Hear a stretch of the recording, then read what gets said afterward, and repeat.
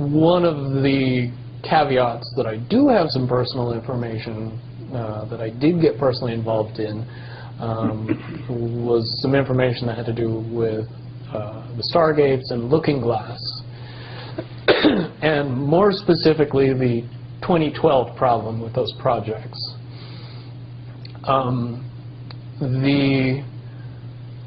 I guess, popular opinion of what's out there right now is that the project was shut down because there was a problem when we approached 2012.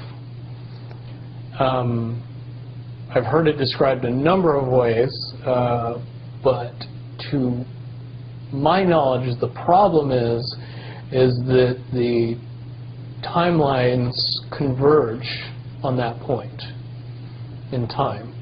And when you know enough about the Stargate projects and the Looking Glass project to know that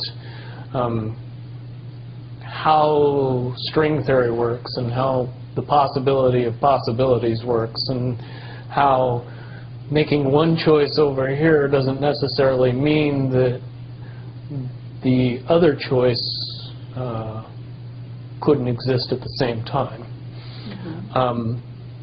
But once you get your brain wrapped around this subject, you find out that at the end of 2012, in an easy way to put it, the choices that we make become less and less consequential to the future. And eventually we're pushed into this bottleneck of time, no matter which choice we make. And that's important to the people that had access to Looking Glass, because they would use Looking Glass knowing the choices that they would make and the future would pop up. The big mistake was coming up with the possibility of future. And when we started using a computer to say, well, if we make this choice, it's 79% possible that this scenario happens, and 23% are possible, or whatever, you know, I'm using round numbers, that this scenario would happen. The understanding at the time was that was realistic. However, if you go down the road further and free will continues to exercise itself on this game, that 79% possibility sometimes changes very, very fast. But if you look at the situation in a point of time, it seems very realistic that that's the greatest possibility. What happened was people, very smart people, began to figure out that something big was coming up. Something that made it so all the possibilities of all the future scenarios of any choice, any possibility that was fed in and observed through the Looking Glass inherently ended up in the same future. And no decision, no possibility changed past a certain point. That's the big secret. Okay, so is that certain point 2012 in your understanding? It well coincides with December 21st, 2012. So at that point, all possibilities lead to the same timelines. Rubicon. All possible timelines lead to the same basic set of history in the future. And what is that history to you? Did you know that, or did you find that out? That is the big question. That is the big secret. That is what sends everybody that has all of the information, that knows everything, into a blind panic.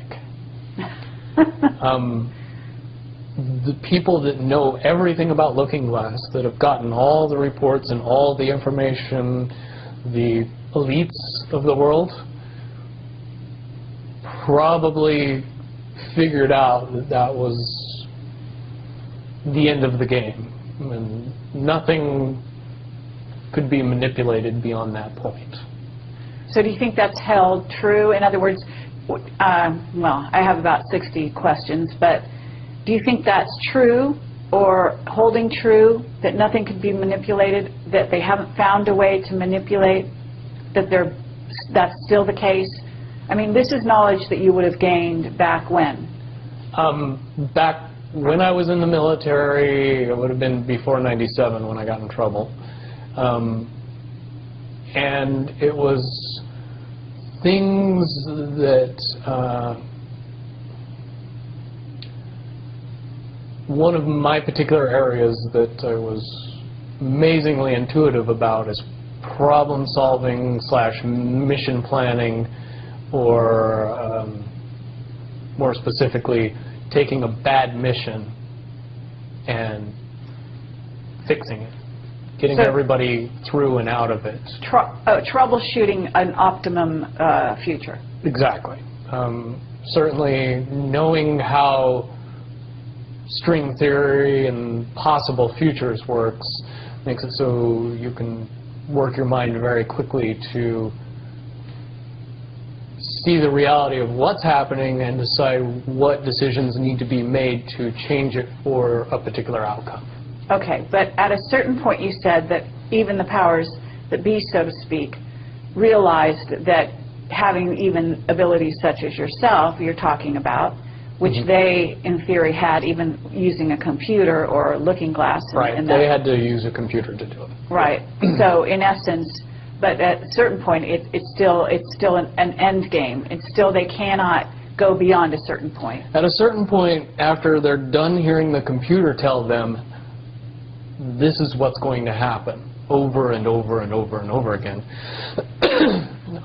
all they become focused on is, how do we fix it?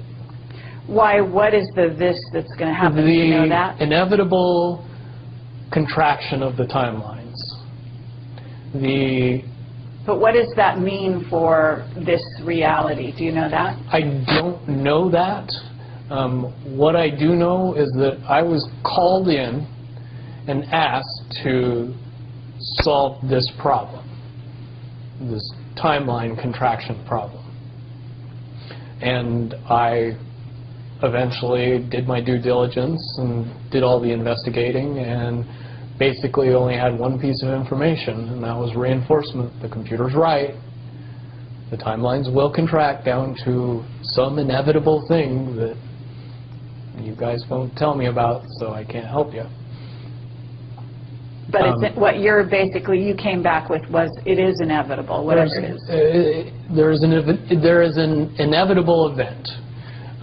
It's been forecast, it's been predicted, it's been fed to us in a slop trough of what they want us to believe will happen.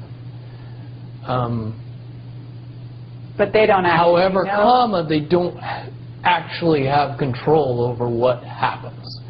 They only have control over the reaction, and it seems that no matter what they try to do to cause their desired reaction, it's going to have an opposite effect. Interesting.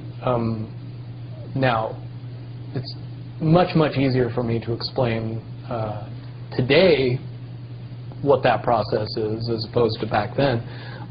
But if I had to give it a name, I would say it's the awakening process.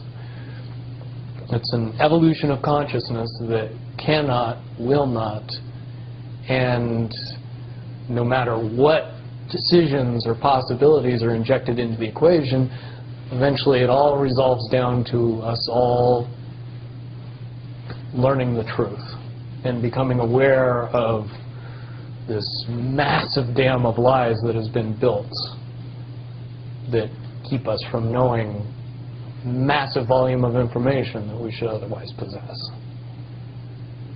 Okay, well that's very, very monumental to be told that from a person in your perspective, who's had your background and your exposure to Looking Glass and possible futures that they do converge.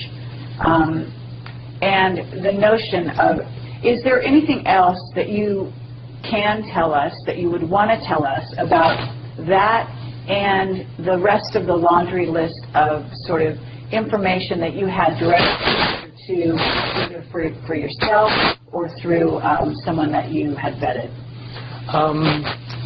The biggest cherry on top of all this conversation would be a synopsis to say that if I could convince everybody out there that for all intents and purposes, what we believe to be true eventually becomes true. If somebody convinces us that a major disaster is going to happen in the very near future, a major disaster happens in the very near future. If we don't buy into that fear and accept that there is really nothing that we know is going to happen, and accept of whatever happens, that makes the convergence of the timelines happen as naturally as possible. Any attempts to try to go away from this one inevitable conclusion, I again see as a new beginning, an end of this reality, the beginning of something that we can't even possibly understand based on the level of our beliefs currently. But when all that information comes flooding out, there's going to be no denying what's true and what's a lie or what's illusion. We won't have the choice to believe that 9/11 happened because of a bunch of terrorists, because we'll know exactly what's happened. Basically what we're experiencing right now is two master chess players sitting at the board. And one of them looks down at the board and sees that he's in checkmate in 7 moves. And he looks across at his opponent and he knows that his opponent sees it too. So there's no getting out of it. So at this point, the loser can only prolong the game. The game, both players know the game is over. It's only a matter of time before he does this, and then you're forced to do this, and then he's forced to do this, and eventually checkmate. We, as a race, if we could understand that the game is over, that based on the rules of the game, the bad guys have already lost, the good guys have already won. Yes, there's moves left on the table, but those moves are being forced by the player that is going to win. The only way that checkmate can't happen is if the player that's winning makes a mistake. But from all of the information that I've gathered, all of the information that's been given, all of the information that's been vetted to me, it seems pretty obvious that the good guy player on the side of the chessboard knows exactly what has to be done to win the game. And so at this point, any mistake would be all but impossible. But again, you really have to understand the game to know that the guy that's losing is lost. And I'm sure most people sitting watching a chess match between two advanced chess players know the game's over long after the two players know it's over, because they can't see the board and see that there's only 7 moves left. Okay, but when we come to this convergence, and again, you've seen, or the Looking Glass has seen, up to that point. Now, let me say why I believe that it comes down to one inevitability is because I was entrusted in getting it down to two possibilities. And I've heard both of those possibilities talked about in massive proportions, the good and the bad. Okay, do you want to talk, so can you, in one sentence, say what the good was and the bad was, or are you able to do that? To most easily put it to people, I suppose. One scenario is what most people would understand to be ascension, or an evolution of consciousness, that brings us out of the cocoon and turns us into a butterfly. Timeline 2 is some kind of major global catastrophe that drives most of us underground and leaves a few of us on top to fend for ourselves. Very well put. Okay. So I would imagine, and you can... But I would also like to point it out that they call Timeline 2, Timeline 2. It seemed very odd to me that even back then it was identified as not one. And that one is the one didn't get talked about. Okay, but one is the one that involves what in essence would be ascension, or moving into, you know, from the cocoon to the butterfly. Okay, but I believe, based on what you're telling me, that they would have used a lot of people like you that had a proclivity for being able to see the future, you know, to be what is a sort of an advanced psychic remote viewer, whatever you want to call that, and looking glass, to posit these potential futures, to go up to that point and to view it, and that you're just one of many. Wouldn't you agree? I would agree. And back in 1991, when I began my little adventure in the military, I would say that it was pretty obvious that there wasn't very many of us. However, you go 20 years into the future and you find out that it's coming to the point where there's a lot of people that have that ability, that are inherently realizing that ability, and are able, through some unknown extraordinary means, to develop that ability inside themselves without any outside help or assistance. And it's quite obvious that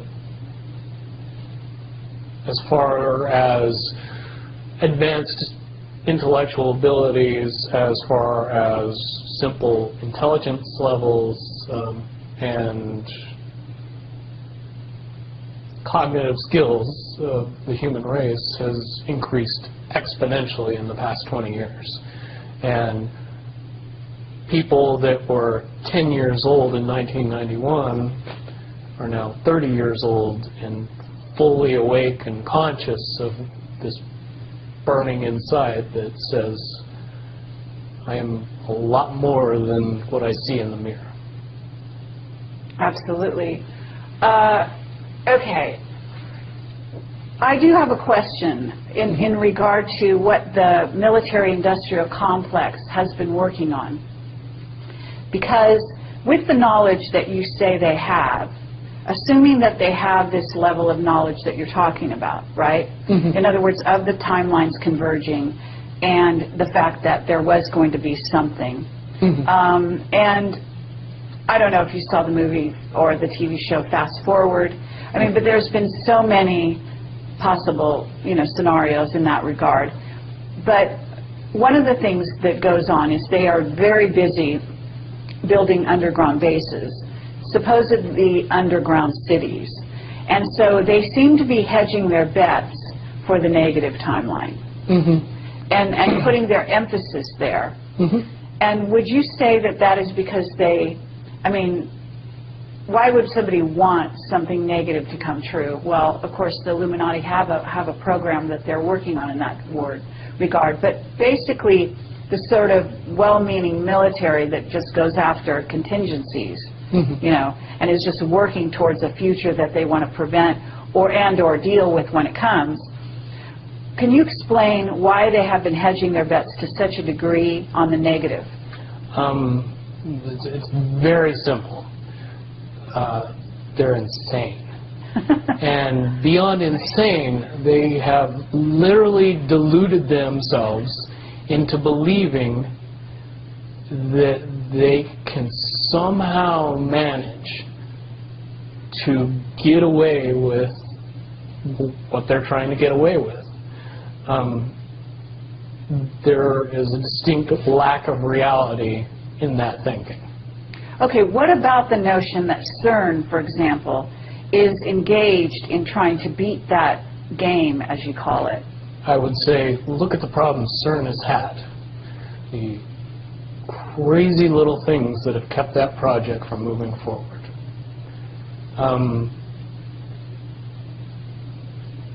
Certainly they have never even come close to getting that project to the level that they want it to be to do what they really want to do with it.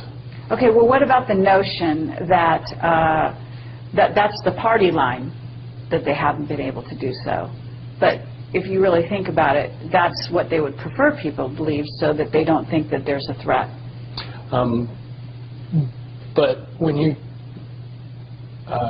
listen to the interviews of the scientists that are working on the project, even they say that it seems like somebody or something from the future won't let them get that project done. And the craziest little things have caused massive damage to that project. And when you get the foremost thinker in string theory saying, yeah, I don't think we're going to do it because I don't think fate wants us to do it, that says something about a scientist. Okay, so, well, thank you very much. I think that at this point we're going to have to close this down unless there's any other things that you think that we haven't covered or that we could possibly touch on that you want out there. No, I don't think we'd get any further tonight. Certainly, from what I know, the questions will come out, and be more than happy to do a live feed after that and then answer any questions that anybody comes up with from this interview. Wonderful. All right. Well, thank you very much, Bill Wood, for your service to humanity. Well, hopefully I can get everybody else working towards that goal as well. Absolutely. Well, apparently, regardless of which way they work, the convergence will happen. Yeah. There's a certain element of pain that we can reduce by just not accepting that we don't have choices in the matter. Sitting back and waiting for the aliens to fix everything isn't going to help. Absolutely. If we are inevitably coming to a rising consciousness, we should start trying to elevate our consciousness as fast as humanly possible and make that transition a lot easier when it comes.